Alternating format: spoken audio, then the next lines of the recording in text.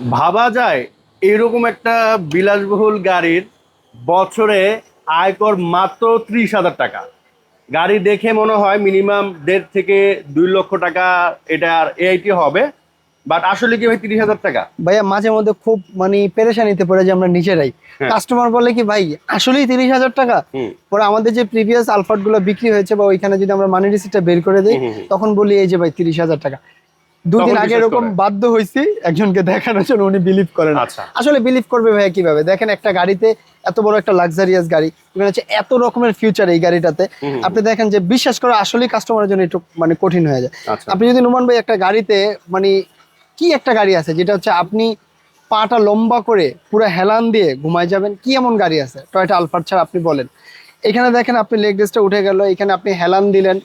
এখন যদি আপনি দেখেন যে এখানে আপনার একটু ঠান্ডা লাগতেছে, সিটটাকে একটু গরম করবেন, হুম এখানে সিট মেমোরি আছে, সিট সেট করবেন আপনি। হুম প্লাস হচ্ছে আপনি এখানে একটা অ্যাম্বিয়েন্ট লাইট আছে, সব অন্ধকার, একটা মৃদু একটা আলো বের হবে।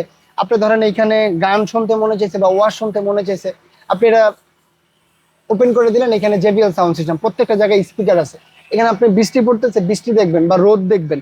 আপনি দেখেন যে একটা গাড়িতে ভাইয়া কত রকমের ফিচার থাকতে পারে। আপনি ট্যুর করতে করতে টায়ার্ড হয়ে গেছেন, আপনি দেখা গেছে এখানে হয়তো বা একটু খাবার রাখবেন, খাবেন বা একটা হুম। কম্পিউটার রাখবেন, একটু কাজ করবেন। তো ভাইয়া আপনি যদি দেখেন যে একটা গাড়িতে আর কত রকমের ফিচার দিবে।